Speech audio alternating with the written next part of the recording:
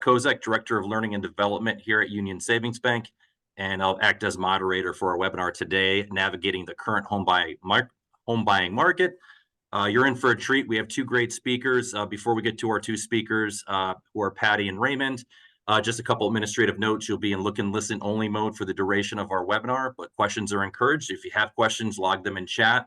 And there's also a brief survey at the end of the webinar. We'd love your feedback on future topics you might be interested in learning more about. So without further ado, I'm going to turn things over to our two presenters, Patty and Raymond, to introduce themselves.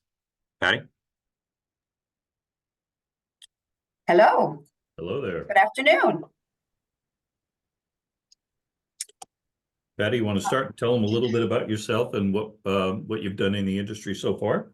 Sure. My name is Patty Dyer, and I am I've been with Union Savings Bank for almost 25 years. I have been 43 years in the business and in the banking business, and almost all of those years I have been on the mortgage side. And my name is Raymond Michaud. I'm the current Vice President and Sales Manager for our residential lending department. My sales management experience goes back over 20 years, and I've been in the mortgage business for over 30.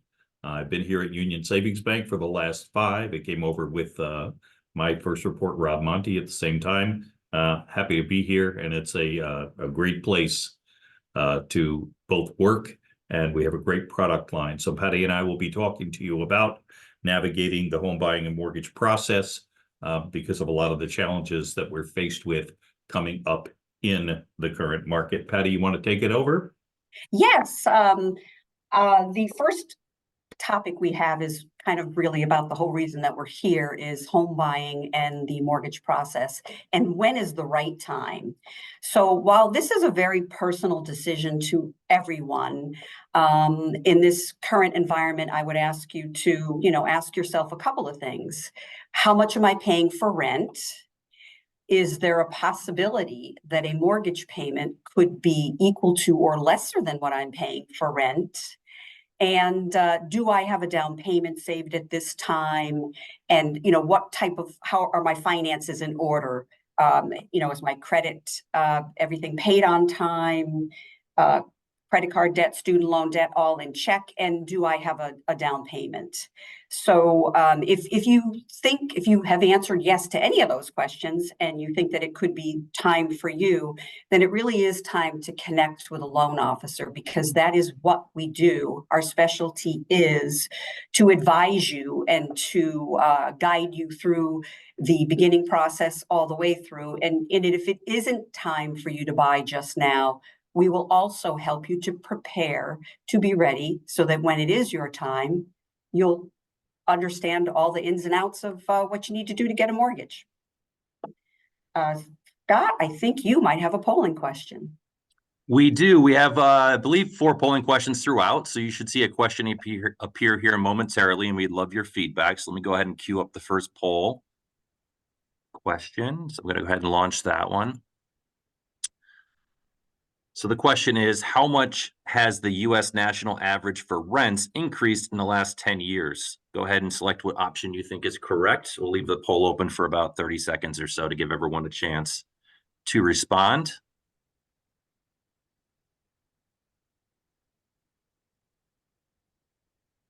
Looks like we're just over 80% participation rate. We'll leave it open for another 10 seconds or so, and then we'll share those results with you.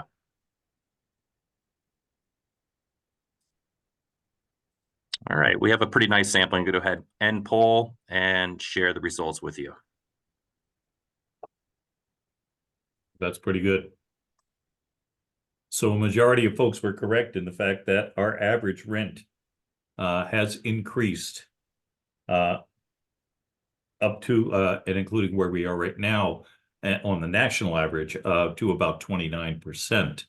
I do want to point out one thing, though, that the average here in Connecticut actually is higher than that.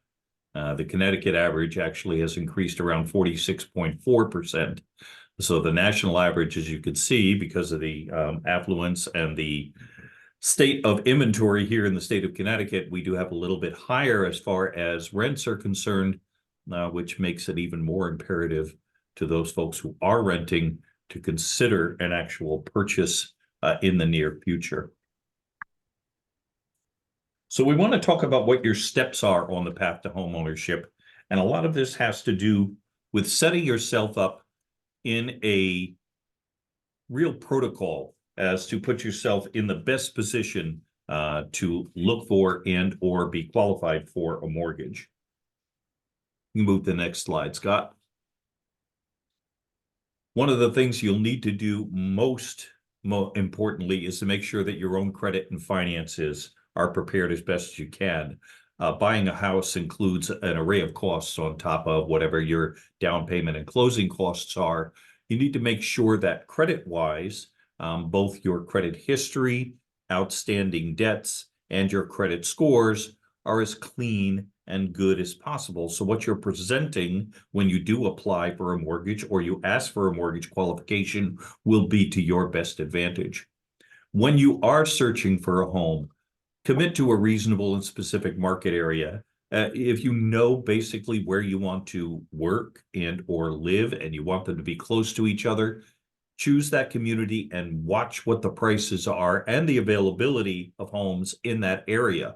If you do need to stay in a specific market area, then it's something where you probably have to watchdog whatever it is you're looking for on a daily basis. As low as the inventory is in the state of Connecticut right now, as far as housing is concerned, if you're in a market area where the homes are less available, it's probably something where you're going to want to look at what comes up on the market on a daily basis. If you're working with a realtor, make sure that they know that you want to be kept abreast of that as far as which houses are coming on in your price range. Buying the right home for your needs and your lifestyle is the next point we have on here. And what we basically mean by that is don't try and overreach, especially if it's your first purchase. You want to be able to have something that's going to meet what you need now, but also for the next 3 to 5 years. Average lifespan of anybody's home in the state of Connecticut is about 7 to 10 years. After that, most folks, especially first-time home buyers, are selling that home and moving on to a different style of home. So do know what it is that you need space-wise, family-wise, whatever your lifestyle is, and make those choices as you look at the homes you were interested in. We also would suggest we have that great program here at the bank, Future Track. If you haven't done so already, I would say we can either put you in contact with someone that can help you with that, but almost every single one of our branch locations has an approved Future Track representative. It's something if you haven't looked into already, you certainly should. It's a great program offered here at Union Savings Bank. You want to take a look at your own credit before credit gets pulled. We have a few places where you can. If you have a major credit card right now, they are probably letting you know what your basic FICO scores are. Keep in mind, those are vanity scores. These are not scores that are used in the necessary approval of someone or qualification of someone, but they do give you a good idea of where your credit scores are. If you want to get the exact scores, there are 2 places where you can get your full credit report and where you can get your FICO scores. myfico.com, as it is listed on here, although having the FICO scores released to you may have a fee to it. But at annualcreditreport.com, that's the FACTA website, the Fair and Accurate Credit Transaction Act website, that will give you access to each one of the major repositories, Experian, Equifax, and TransUnion, and access to your credit report from each one of those repositories 1 time a year for free. What I'd suggest you do if you want to make use of them is once every 4 months, go to one of them and take a look at your credit report. You want to make sure nothing's getting misreported and that you don't have to go chasing a mistake that's been made in your credit report that might have a detriment to your credit scores. We can move to the next slide. And we have a polling question. All right, let's queue up our second polling question. And here it is. What was the highest U.S. national average for mortgage rates since 2000? Oh, this should be polling question number 2, Scott. We've moved to number 3 already. Oop, hold on.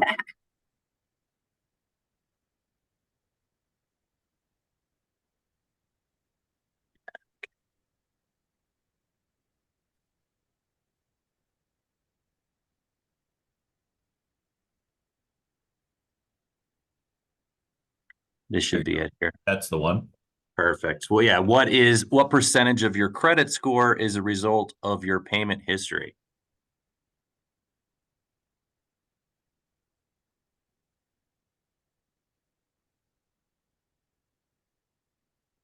All right, responses are coming in. We'll leave it open for another 15 seconds or so.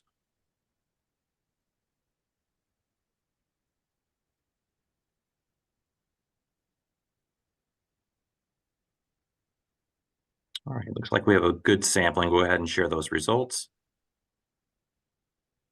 All right. So even those of you that were incorrect, we'll show on the next slide what the right answer is. So you see your payment history accounts for 35% of your overall credit scores. The amounts that you owe on your credit, and that is has to do with your utilization, will account for 30% of it. You can see what a large chunk of your actual credit history and scores are determined by your timely payment history and the amounts that you have outstanding. That's a total of 65% of your score. If you can control, which you can, both of those, then you will have a better handle on making sure that your credit scores either improve if you need them to, or maintain at a good spot, which is where you want to be when you come to Patty and me and you're looking for a mortgage qualification.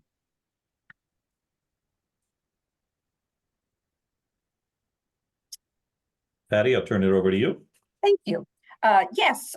So what is the right mortgage program for you? Again, this is sort of a personal question. Everyone has different needs. Everyone's finances are different. Family needs, whatever the case may be. Again, going back to how long you may be in the home. Are you a first-time home buyer? Are you not a first-time home buyer? We have here at Union Savings, we have all traditional programs. We have your 30-year, 20-year, 15-year fixed. We offer ARM programs. We have several different first-time home buyer programs. And we also have a construction loan for those, who are in the process of doing that. Construction's very popular right now because, as we all know, we are very limited to what we have in inventory in the state. And so many people are now someone's phone's ringing here. So many people are going for the construction, construction loan. I do want to talk about first-time homebuyer programs and the programs that we offer. We have, CHAFA program. We have CHAFA with HDF. HDF is the Housing Development Fund. It is a wonderful local program that many of the local banks partner with. So it is. You can borrow your down payment at 20% if you, if that's what you want, 10%, 20%, whatever the down payment is that you're looking for your first mortgage. You can borrow that through the HDF, and then HDF would send you back to a partnering bank, hopefully Union Savings Bank, and you would get your first mortgage with the bank. We work in tandem with the HDF department so that we can get you closed as quickly as possible. But if you have an interest in something like that, you would want to reach out to them and start working with them now, because it does take a little bit of time.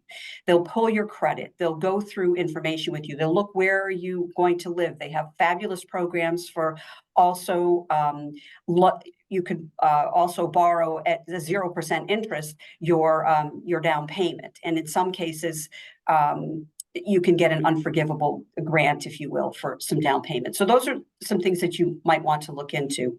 CHAFA is always a good program, the Connecticut Housing Finance Authority. I have worked with CHAFA for almost the entire time that I've done mortgages, and it is always a stand-up product, and over the years has become less cumbersome, I think, than most people would think that it is. So don't be afraid of the CHAFA program either. We also have our ARM programs. We have a 5-1 ARM and a 7-1 ARM. Again, as Raymond spoke to before, for those who, most people, particularly for first-time home buyers, and I like this program for a first-time home buyer, particularly if you're buying a condo or this is your first stop, and you go into a 7-1 ARM, that 7 indicates that the first 7 years of a 30-year mortgage is a fixed portion. And then after that, the loan can change based on certain financial criteria. So you know, you would want to reach out to us. We'd go over all of this with you. But as we're limited in time today, it's very difficult to go through every single little thing. One thing I do want to mention, though, is Union Savings Bank, for probably the past 20 years now, for first-time home buyer, has had what I call our flagship program. And that is, we offer a 10.1% down program for first-time home buyers only, with no private mortgage insurance. I don't think you'll find, maybe one other lender in the state, but I don't think you would find anyone else that offers that program. So it's fabulous. It's not a government loan. It is a loan that we keep in-house. It's considered conventional. It's easy to get. It's like I said, it's our flagship. We're very, very proud of that, but I think we've had it for 20 of the 25 years that I've been here. So that one we're very proud of. And, you know, I would say ask for that first if you're looking at a first-time home buyer program. Raymond, I will turn this over to you now because I think it's your turn. Or do we have another polling question? Not yet. Nope. Not We're yet. going to a Oh, 30-year fixed average. So yeah. let's see. Patty and I hear all the time from borrowers that, oh my gosh, the interest rates are so high right now and it's so challenging. And if you take a look at this screen, we're showing what the 30-year mortgage rate average has been in the United States since 1971 to 2024. And as you can see, right around the mid 80s, you had interest rates well over 17.5%. I understand that when we saw interest rates as low as 3% in the recent past, really not so long ago, and interest rates close to that in the far past, that we're really not talking about looking at 17.5%. But I understand that the increases now where you're tickling 7% as your interest rate does look a lot higher than when we were in the 3% range. But just overall, please do know that for those of us who have been in the business for a long time, either in a related field or a mortgage field, even back in the 1980s, when those interest rates were over 10%, we still were selling homes. People were still taking mortgages. Of course, they refinanced when the interest rates came down, and that same opportunity would be for you if you're purchasing a home now and the interest rate is in the 6s instead of in the 3s. So this is, I think everyone here on this webinar today probably is no secret that it's a very difficult market in Connecticut right now. It's very frustrating for a buyer. I'm sure some of you have experienced yourself or know someone who has experienced, you know, making several different offers only to find out on, you know, Monday morning after they called you Sunday night and the realtor called you Sunday night and asked you for your final and best, highest and best offer rather, that you did not get the property. So, you know, don't be disappointed. It is definitely a very difficult market right now. And it appears that the last thing that we saw, the first quarter of 2024, prices increased in the state of Connecticut, some 11 or 13, 11 to 13%. And in fact, Raymond, I think you could probably share with us, you recently bought a home, you and your wife, Amy. Could you just speak for a moment about what that experience was like for you? Well, it took us 2 years to actually get the home. We had looked at probably around 140 homes over the course of those 2 years. So it was a lot of work on our behalf. But we had bids in on 14 other properties before we landed our home right now. And we closed in December of 2021. So, I mean, a few of those months we were prohibited from seeing homes because of the pandemic. But I mean, for the rest of the 24 months that we were looking, It was a lot of work trying to identify the right home. And like I talked about earlier, we wanted to buy in only in certain market areas. So we knew that's where we were looking. And we already knew what our price range was as far as our availability and ability to meet someone's requested purchase price. So it can be challenging, but persistence paid off. So Raymond, what you're saying, the takeaway here is be persistent and be patient. And one of the good things about having time to be able to search for a home is preparing. And I think that is understated at sometimes, especially when the market is just, moving so fast and there is inventory. But right now it's taking a little bit longer. So take the time to, again, get your finances in order, make sure you're looking in an area that's right for you and your family. Don't just take anything that's out there because, you feel like, oh my God, I may have a chance at this now. Really take your time, prepare. It's not the first time the market has been like this, and I can tell you it's probably not going to be the last. no, and it runs in cycles. So if we happen to be at the high end of a cycle right now, it is something that Patty and I both have seen in our experience and through our careers that yes, the cycle will come down again. Will it have another uptick? Yes, it will. And that is the way that the real estate market and the mortgage market both work. Luckily, they usually work in tandem with each other. So it should be something where even if your interest rate is in the sixes right now, something where what we're going to do for you will be affordable when we put together a qualification. We move to the next polling question there, Scott? Excellent. Let's queue up the next polling question. Let's make sure we get the right one. Back here. I believe that was the one we had up last time. Relaunch poll. Let's see if this is the correct one. That's it. Here we go. What was the highest U.S. national average for mortgage rates since 2000?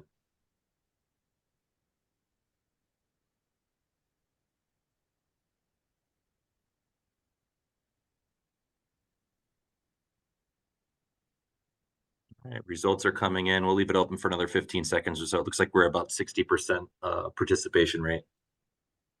Excellent.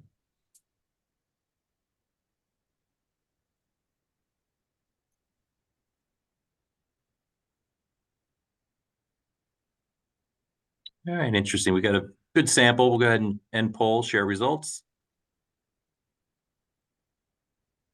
Very good. So about 50% of you were correct. Actually, if we are taking this right back to 2000, that was our high point over the last 24 years. So an 8.05% interest rate was the average rate in the year 2000. So for those of you who are bemoaning the fact that we have a 6% plus interest rate right now, do know that sometime in the last 24 years, and again, this isn't something where we lacked purchases. People were still buying homes and taking mortgages, but do know, of course, when interest rates began to drop a few years later, that they were looking to refinance. Patty, you had a comment on this as well, right? Yeah, so if you recall, back in 2000, when rates were around 8%, I recall meeting with a customer in my office. Actually, they went into 2001 as this too, but I remember meeting in my office with a customer the day before 9/11, and these interest rates were at 8, going over 8%. People were panicking. And, unfortunately, we had a disaster that actually started to take the rates down.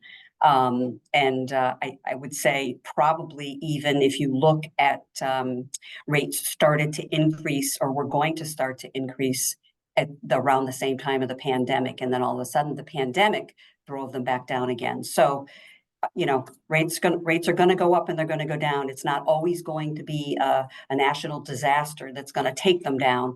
But, I do believe that interest rates probably wouldn't continue to increase at both of those times had we not had those disasters.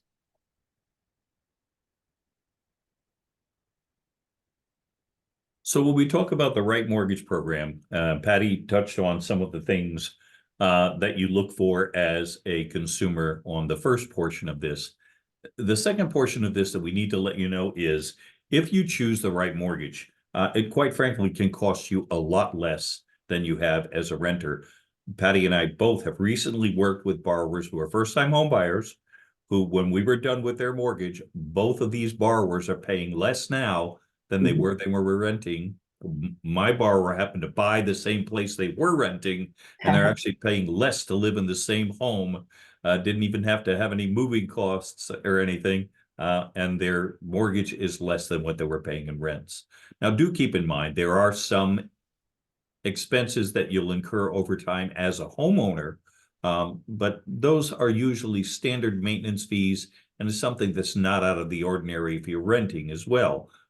So those aside, it is much better for you to have the mortgage because you're paying the overall debt, as it says, within each and every monthly payment, and you're building equity in that home. You now own that home. That becomes part of your asset base.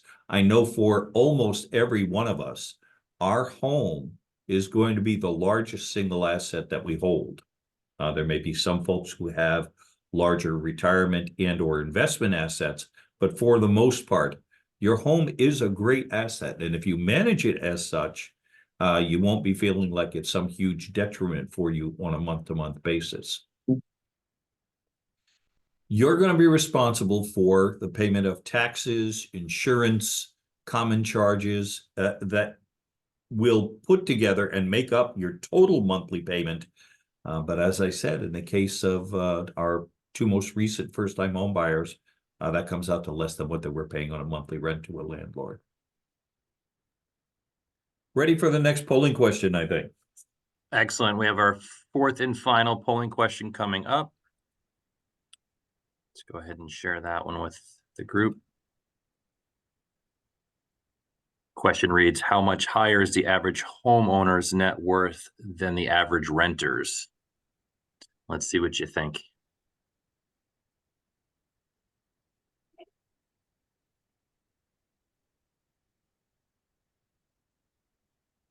So far, it's looking like a nice mixed response. We'll leave it open for another 15 seconds or so, give everyone a chance to participate.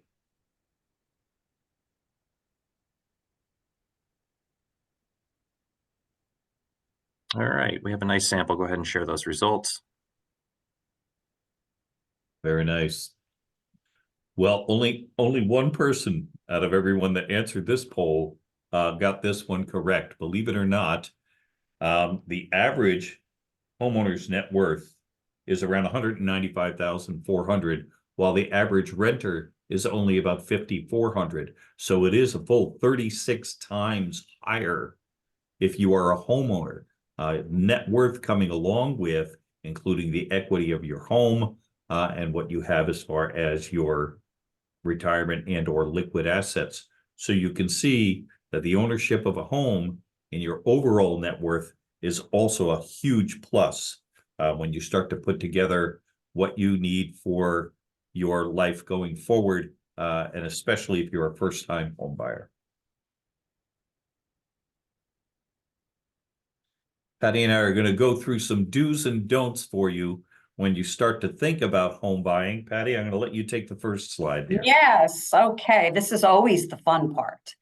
As you're getting ready, there's some things that you will need to prepare for. And again, that's why sometimes having the time, but if you're even in consideration mode at the time, start collecting, putting together your documents. Be sure that you're able to track down certain things like your W-2s, recent pay stubs. Make sure you've tidied up your account statements and are able to give, all pages of the statements.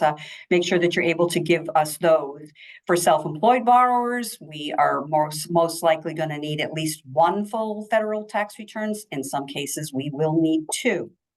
So just be sure that you have your hand on all of those, and also be ready to be able to show us and provide receipts for things like your down payment money, any monies that you might be getting as a gift, that we can track that, because these are all things that the underwriter is going to require. So, we just ask that you kind of, start putting those things together. And certainly, again, this is where we come into play. This is where a loan officer will help to guide you through the process. We will give you a list, but just because you give us a list, once we see something on a statement, or we may see something that will prompt another question, and we may possibly need to ask you for additional information. The good news is Raymond and I have been in this business a long time. We can sort of put our underwriter hat on and know exactly what our underwriter is going to ask for. Because I will tell you, underwriters are like investigators. They'll find something to ask for. It is their job, but we can be one step ahead of them and get the information for them. It makes their life easier. But there are definite things that they are going to require that we're going to need to ask you for if you haven't given it to us already. What's next? So on this next slide, as part of your dues for putting yourself together, stability is one of the factors, largest factors, as a matter of fact, that we use when we're determining someone's qualification and eligibility for a loan. When we do put that together, we want to make sure that that employment and income are two of the largest stable factors that we need. We're never going to tell anybody not to change jobs. What I will suggest is if you're planning to make a job change, you need to keep your mortgage originator, your loan officer apprised of what it is you're planning. If you're making a job change because you're going to get an increased income, or you're changing jobs within a company or to another similar company at the same style of employment, that shouldn't be an issue whatsoever. But we'd still want to know. The one thing I would caution you not to do is to make an entire career change in the middle of applying for a mortgage. If you change your careers, we likely would have to have at least 1 year and preferably 2 years of your employment at whatever the new career is before we would consider your eligibility or qualification for a mortgage. The other thing I would suggest is that even if you are eligible for down payment and closing cost assistance, do yourself a favor, create a savings plan for yourself. If you can start to set aside 10% of your income on a regular basis and put that into an account that you're not going to touch, that's going to be part of your home buying account. Even if, as I said, even if you're receiving assistance for your full down payment and all of your closing costs, you're still going to have to move. That costs money. You're likely going to want to paint, clean up the house, whatever. That's going to cost you money. Be prepared for those expenses as you move into your home. So start saving now, and you'll have that money set aside for you when it comes time to make your move. Patty? Yes. Okay, so one of the other things, do understand your credit, okay, and monitor all your inquiries. When we pull a credit report, we don't just look at what's on the report, say your car loans, student loans, credit cards, things like that. We're also going to look at inquiries. If there's an inquiry from General Motors or Ford Motor or whatever, we would probably go back and look to see if you've taken out a car loan. But if it's recent, and you have not disclosed that you just purchased a new car, again, this is where these things kind of show up. So just be upfront about it. And we would it's not that it may not be a detrimental thing. We just now need to take that debt and add it to your debt to income ratios and make sure that everything still works out. Remember, when you co-sign a loan for someone, I find a lot of times, I'll pull a credit report and I'll say, oh, I thought you said you didn't have a car loan, and there's a car loan on the credit report. Oh, I co-signed that for my daughter. It doesn't mean that you co-sign it for your daughter and that everything's okay. It means that you co-sign it for your daughter. If your daughter doesn't pay, you're going to pay it. That is why they are allowing you to co-sign. That is their protection. So just keep that in mind, because it's not just half the car payment that we qualify you with. It is the entire payment. I just want to tell a quick story about what happened a couple years ago. One of my borrowers, a single mom, had children going off to college, and she wanted to buy a condo. She she had an inquiry on her credit report, and it was something kind of different. So we asked what it's for. She looked it up and she said, "Oh, I co-signed an apartment for my daughter at college." Guess what? The rent, we had to count the entire rent against her, and it became an issue, so that she had to get someone else to take over that debt so that we did not have to count it against her. So, just saying, these inquiries are important. And just, it's important to know that if you're going to co-sign, you are taking on that debt for that individual that you are co-signing for. So make sure that it fits into your financial picture should you want to be the one to get the mortgage or, move forward with your life.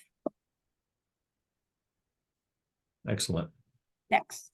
So now let's move on to the don'ts, what we would suggest you do not do during the course of your determining your eligibility and qualification for a mortgage. We ask that you don't open or close any existing bank accounts.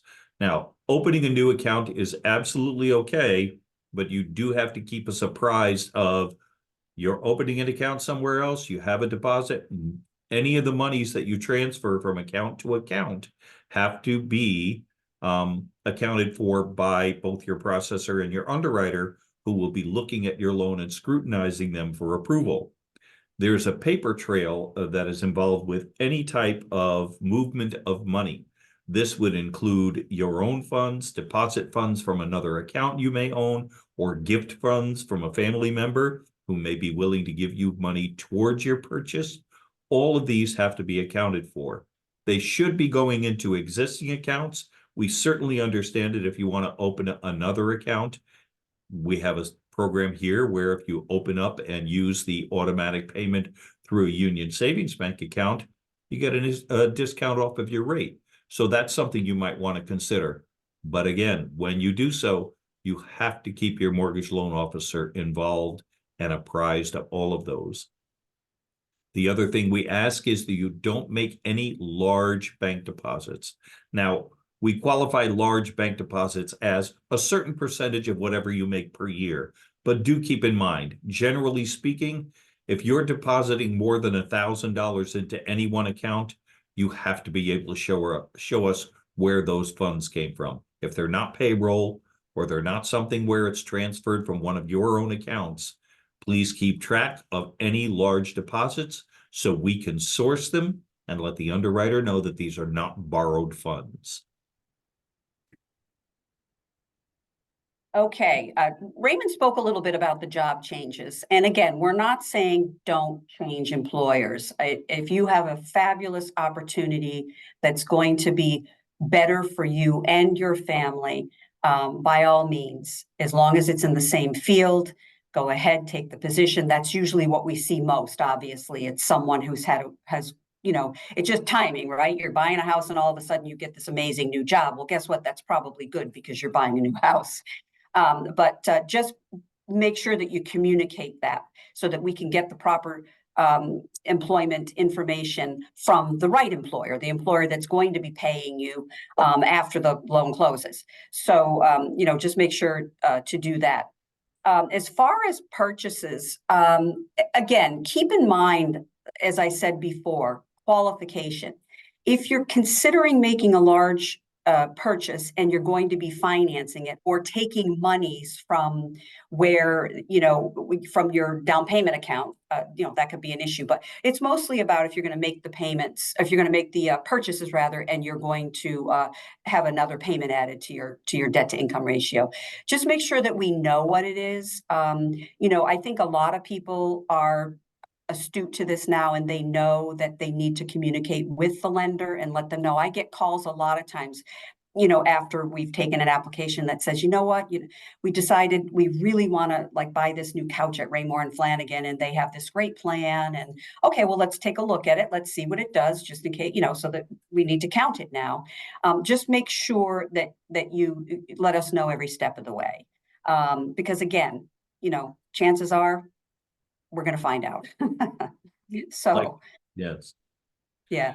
Another thing that we ask, if you are going to open up any new credit cards, lines of credit, anything like that, again, you have to let us know. This will be reported on your credit report because an inquiry is going to come across and let us know that someone, that vendor, has inquired about your credit in order to make sure that you're eligible for their credit.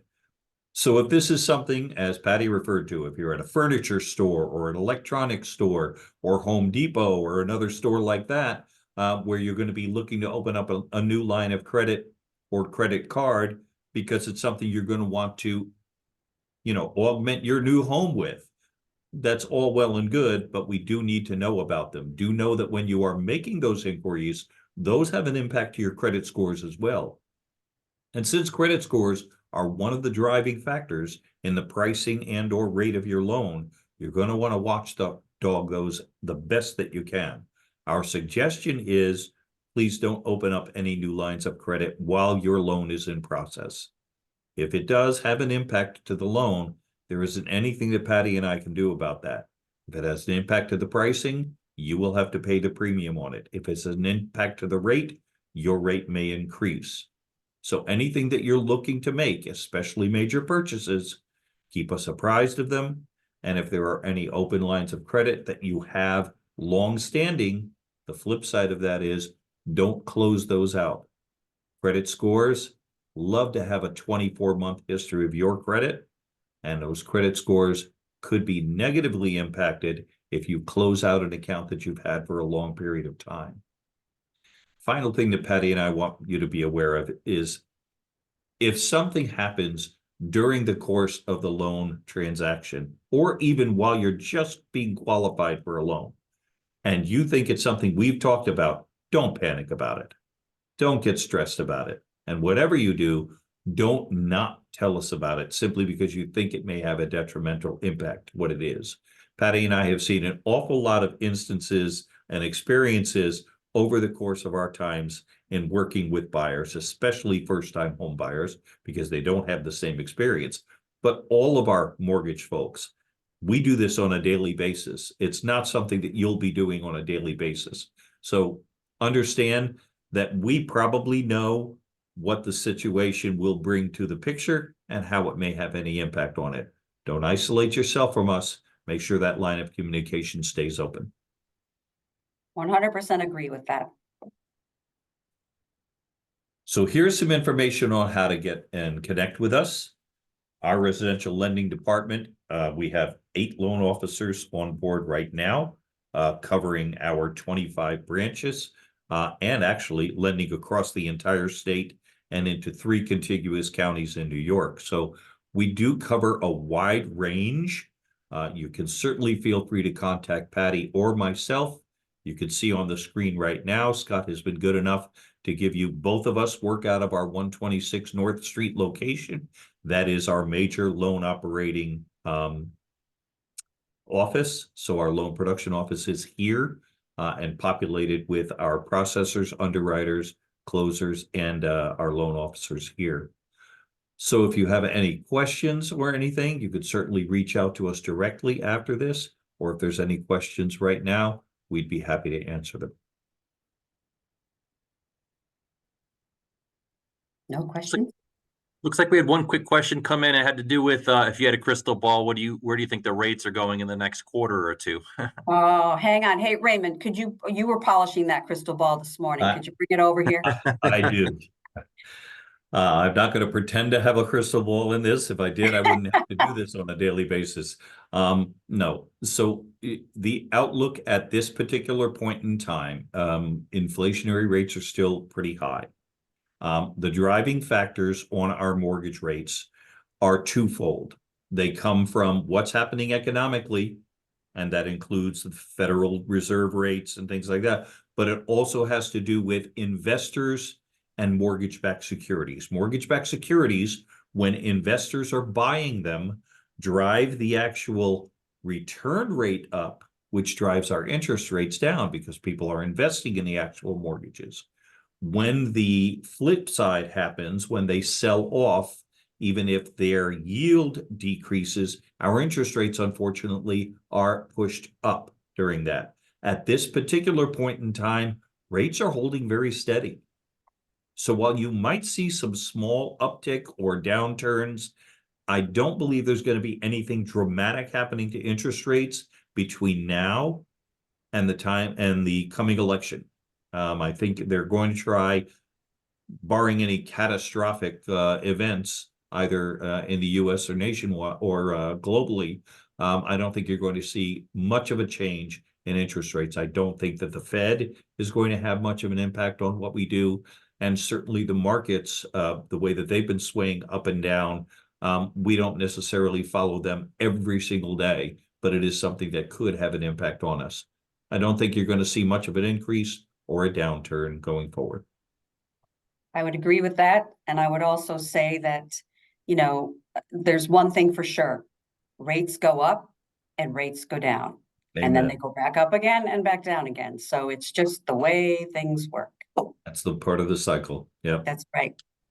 Well, excellent. Well, that brings us through the questions that we had for this webinar. And I want to just take a moment to thank Raymond and Patty for sharing their expertise with our group today. And thank you for those of you that took part of your lunch break out to share it with us and hopefully learn something a little bit about the mortgage and the state of the market for 2024. So with that, we're going to go ahead and conclude. Thank you again for participating. And there'll be a brief survey if you wouldn't mind just taking a minute or two to share your thoughts with us. We'd appreciate it. Thank you so much. all. Have a great day. Thank Thanks, you. everybody. Thank you, Scott. Thank you.